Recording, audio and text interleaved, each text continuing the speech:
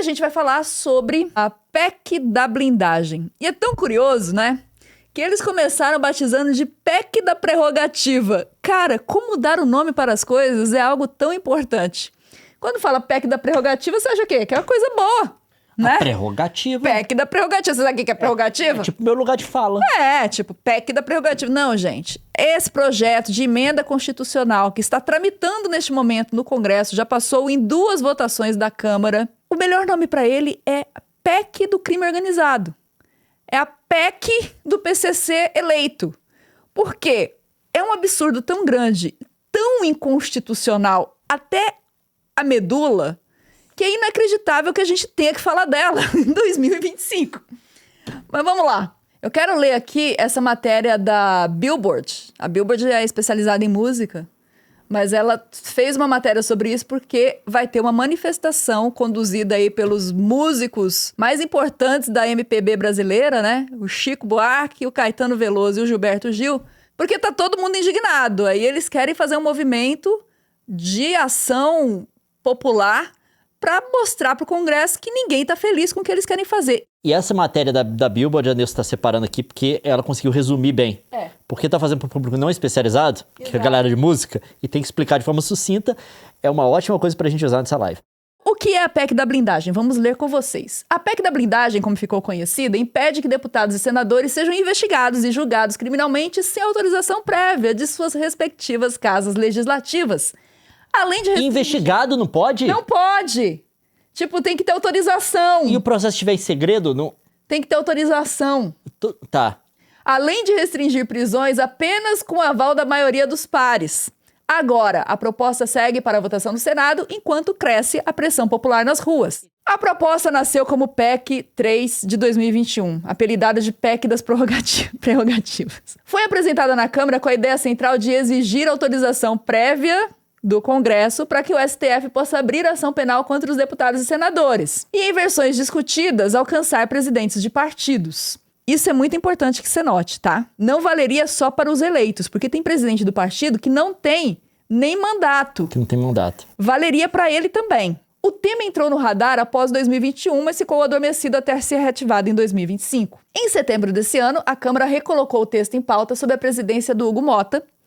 Após a articulação com líderes partidários, o relator foi o Cláudio Cajado, que é do PP, e o objetivo declarado por defensores era proteger parlamentares de supostos abusos. Críticos viram tentativa de ampliar o foro e restringir investigações. A versão aprovada na Câmara, em 2 turnos, dificulta a abertura de processos e prisões parlamentares, condicionando-os ao aval da Casa Legislativa. Na prática, limita a atuação direta do STF, não só do STF, da Polícia Federal, do Ministério Público, de todas as instituições que existem aí para fiscalizar e investigar qualquer tipo de crime. Em debates também se mencionou a extensão de prerrogativas a presidente de partidos. Está rolando essa discussão. Entidades científicas e organizações anticorrupção divulgaram notas contra a proposta, apontando o risco de impunidade. Movimentos civis convocaram atos nacionais. No judiciário, o ministro Dias Toffoli deu 10 dias para a Câmara explicar o rito de aprovação em uma ação que questiona a PEC. Agora a PEC vai para o Senado, onde pode receber alterações ou ser arquivada. O lance é o seguinte, essa PEC está agora no Senado. Ela passou na Câmara. O Senado precisa votar se vai aprovar ou não. Entre a PEC sair da Câmara e ir para o Senado, o que aconteceu? Reação popular. A galera, logicamente, está louca com isso. Qualquer pessoa com bom senso sabe o que essa PEC significa. E mesmo no meio político, muita gente está chamando atenção. Por quê? Se você está criando um escudo que vai proteger qualquer parlamentar ou presidente de partido de ser investigado por qualquer coisa, você cria um grande atrativo para quem já é criminoso entrar para a política. Esse é o principal efeito que essa PEC traria de imediato. Porque você não precisa ser eleito. Se você tiver perigo, é só te elegerem presidente de partido. É só te colocarem como presidente de partido. É só você ter um partido. Você pode... Que criminoso mais tenha dinheiro, tá, gente? Um criminoso pode muito bem comprar um partido. E o que mais tem é partido para ser vendido por aí. Lembra que nós temos uma sequência imensa de partidos, então uma quantidade imensa de partidos. Imagina a negociata envolvendo crime organizado e partidos políticos. Não que já não exista uma penetração do crime organizado na política. A gente sabe que isso é um fato, existe sim. O problema é, com isso daqui, você cria uma impossibilidade de qualquer tentativa de punição para o crime. E aí tá, quando a gente fala disso, as pessoas falam, é tudo uma droga, é tudo muito ruim, é tudo... isso já existe, não vai mudar nada. Não é assim. A Constituição de 1988, ela mudou o ambiente político do Brasil, criando diretrizes para que houvesse justiça também com relação à política. Porque antes de 88 não se falava em prender políticos, né? Não. Você não tinha. Você teve um período aí no Brasil que, na verdade, o motivo de prender político é se fosse crítico do governo. Exato, né? Na época da ditadura, só presos políticos, ninguém era preso por corrupção e nem por nada. Você tem casos escabrosos de gente dando tiro lá dentro e nada acontece. A Constituição de 88, ela cria uma diretriz, ela dá uma direção que ela fala o seguinte, todos somos iguais perante a lei e ninguém está acima da lei. A Constituição, ela dá uma direção para o país. E depois, não é que a lei está pronta. A lei não nasce com a Constituição. A boa prática não nasce com a Constituição. Mas ela é desenvolvida a partir disso. Então, a Constituição de 88, ela criou alguns paradigmas e algumas diretrizes que depois outras legislações vieram preenchendo. E quando a gente tem, depois da década de 90 para cá, prisões como Mensalão, teve aquele dos anões do orçamento. Anões do orçamento. Você teve um monte de gente preso com dinheiro na cueca, preso com dinheiro na mala. Essa galera foi responsabilizada de alguma forma. Você teve gente que puxou cana, de fato. Você teve gente com prisão domiciliar. O Collor tá preso. Então, assim, isso, antes de 88, seria impossível. Não se alcançava essa galera. Nem político, nem grandes empresários envolvidos com política, nem... essa blindagem, ela já existiu. O que esses caras querem fazer, estão com saudade dessa época, querem trazer de volta. E eles reviveram essa PEC num momento de muito desespero da classe política. Por quê? Você está vendo um movimento de punição de crimes que aconteceram nos últimos anos. A gente tem um novo mecanismo em que o legislativo se apropriou do dinheiro do orçamento, que é as emendas PIX, né? O orçamento secreto que nasceu lá no governo Bolsonaro. E, gente, é muito dinheiro que chegou na mão do legislativo. E se começou a investigar a aplicação desse dinheiro. Eu sei que a classe política está apavorada com isso. Porque é muito dinheiro envolvido e é evidente que tem roubalheira no meio dessas histórias. Já existem indícios assim, a mão cheia. Não estão faltando provas, não estão faltando indícios com relação a isso. E essa manifestação da galera, na minha opinião, é uma admissão de culpa tremenda. Por quê? Os caras começaram a se manifestar logo depois da movimentação da Polícia Federal. E eles se manifestaram muito rápido. Os parlamentares que acompanharam essa votação e toda essa movimentação na Câmara relataram que houve, assim, uma violência contra o próprio regimento da casa para apressar essa votação. Teve deputado que votou, sentiu a pressão popular contra e veio falar que, gente, eu fui pressionado. Gente, ligaram aqui, eu fui obrigado a votar. Por isso você consegue tirar o clima da casa. Então, assim, tá tendo uma manifestação violenta com relação a isso. E a gente teve 353 votos de deputados federais para aprovar esse negócio. 150 e poucos só que foram contra. Então você vê assim que é uma causa corporativista da casa mesmo. Todo mundo rejeitou isso, né?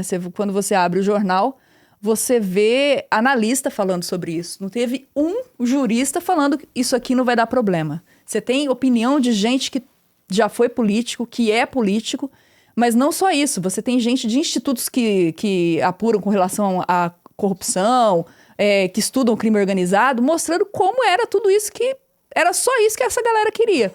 Pois bem, a gente já sabe que vai para o Senado e vai para a mão de um delegado da Polícia Federal, que é senador Alessandro Vieira, que é do MDB. E o Otto Alencar, que é o presidente da Comissão de Constituição e Justiça, deu para o Alessandro Vieira ser o relator da PEC no Senado. O Alessandro Vieira já disse que é contra, por esses motivos que eu tô falando para você. Vai trazer mais bandido ainda pro Congresso. Ô, Nilce, mas acho que os termos, era bom ler a proposta, porque os termos são ainda mais ofensivos do que você imagina. O artigo 53 da Constituição Federal passa a vigorar com a seguinte redação, que isso é uma emenda da Constituição. Você tem que mudar a Constituição para poder fazer isso. Os deputados e senadores, desde a expedição do diploma, serão submetidos a julgamento perante o Supremo Tribunal Federal e a qualquer tempo somente serão alvos de medidas cautelares de natureza pessoal ou real dele provenientes.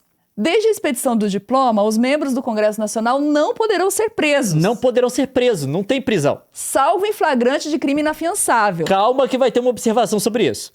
Nem processados criminalmente sem prévia licença da casa. Eles não podem ser processados. Sem que o Congresso permite. Sem que a Câmara do Deputado permite.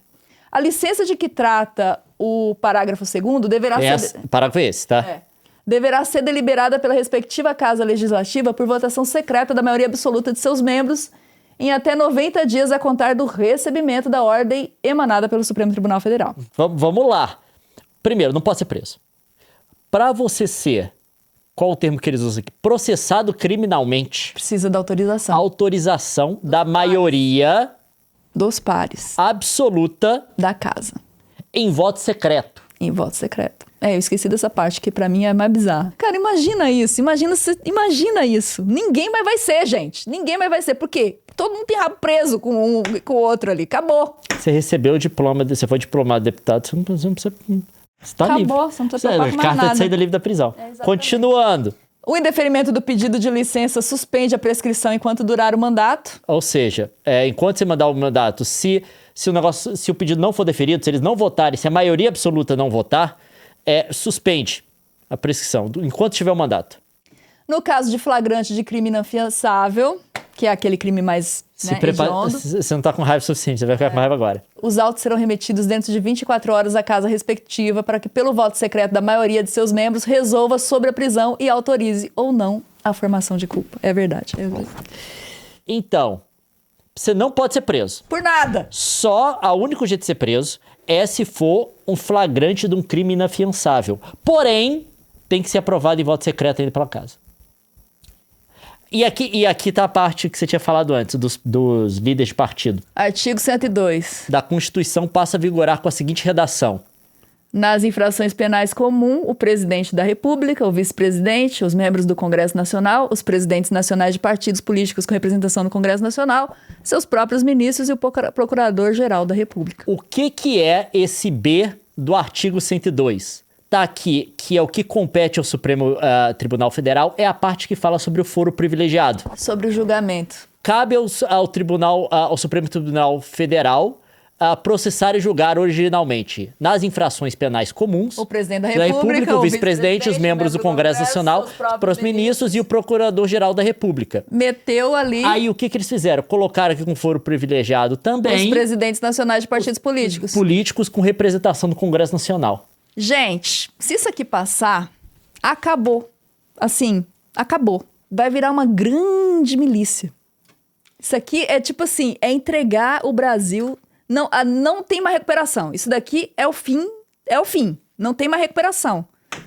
Assim, nenhuma esperança.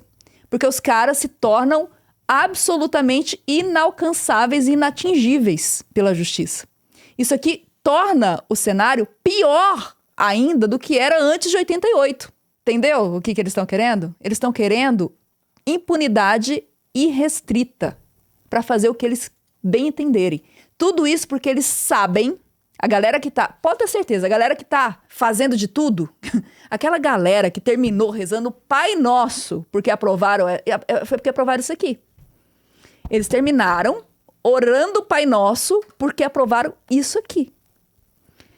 Então assim, isso pra mim é uma confissão ou de culpa ou de má intenção. Eu não consigo olhar pra cada um desses caras que deu voto pra isso e não olhar pra eles e entender isso deles. Porque é o cúmulo da falta de vergonha na cara. E eles colocaram isso melhor, né? Com urgência. Foi aprovado com urgência. Eu não sei aí, ó, de que estado que é aí, ó. Autor e relator, tá um nome aí na tela. Não, o problema é que se fosse só esses dois, estava ok, né, meu bem? Foram 353 votos. Inclusive de gente da esquerda. Teve gente do PT que votou por esse negócio aqui. É a PEC do PCC, amigão. É a PEC do PCC. Não é PEC de prerrogativa porcaria nenhuma. Isso aqui não é prerrogativa de deputado você passar incólume perante a lei. Isso aqui é PEC do crime organizado. PEC do crime organizado. Então, assim, isso aqui, igual, essa PEC é tão vergonhosa. Isso aqui é um atentado, gente. Isso aqui é um crime. Isso aqui é uma bizarrice. Isso aqui é amassar a Constituição e jogar fora. O relator, agora no Senado, que é o Alessandro Vieira, já se manifestou contra isso. Nas postagens dele na rede social, ele estava tão indignado quanto nós estamos aqui agora. Então, tende a ter um relatório... Eu não ponho a mão no fogo por ninguém, mas então tende a ter um relatório contra o prosseguimento desse texto. O Alcolumbre, que é o presidente do Senado, também se manifestou contra isso. Porém, é uma lei que também beneficia o Senado. E esse texto pode ir parar no plenário, sim, apesar desses nomes contra. E é por isso que a gente tem que se manifestar. Porque o Senado, me parece, ainda está mais sensível à opinião pública. A Câmara é caso perdido. A Câmara não. Tudo que a gente está vendo da Câmara, e os caras foram no microfone defender isso. Não foi uma coisa assim, vamos fazer isso... sem que ninguém saiba. Não, eles foram orgulhosamente no microfone dizer que isso aqui é bom para o país. O que é inacreditável. Então, a nossa expectativa é manifestações no país inteiro, demonstrando a completa indignação para pressionar o Senado. Eles estão sentindo o baque da opinião pública já, mas tem que ter uma manifestação que seja inquestionável.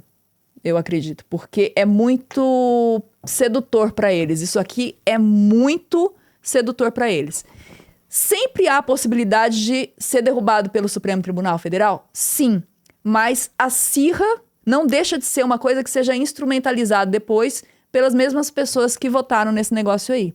Porque se acirra uma animosidade contra o Supremo. Não deveria chegar no Supremo. Não deveria ser um papel do Supremo vetar isso. Por quê? As duas casas têm comissão de Constituição e Justiça justamente para apurar o tamanho da ilegalidade no absurdo desse, de um projeto de lei desse, de um projeto de emenda constitucional como esse. Tô vendo a galera falando aí, vai ter em Belo Horizonte, eu vi que vai ter em São Paulo. Sinceridade, eu acho que não pode ser a única manifestação contra esses caras. Esses caras, cada um desses nomes que votou sobre isso, tem uma lista do nome de cada um deles. Na CNN, política, PEC da blindagem, saiba como quando votou cada deputado. Só jogar no Google. Se você votou em um deles, por favor, retira seu voto. Não vote mais. Porque o lance é eleger essa galera, entendeu? Depois da eleição, veio o deputado falando, eu fui obrigado. Veio o deputado falando, não, é porque era um acordo para não deixar passar o da anistia. Porque fomos enganados numa jogada. Gente, deixa eu te falar, tem algumas coisas que são inegociáveis, né? Eu acho que você vota direito, acho que não tem acordo. Não dá pra fazer acordo com crime organizado, cara. Uma coisa é você fazer acordo político pra atender ali o jogo de interesses de setores da economia, de setores da sociedade, e isso é da política. Com o crime organizado não dá pra ter isso, né, gente?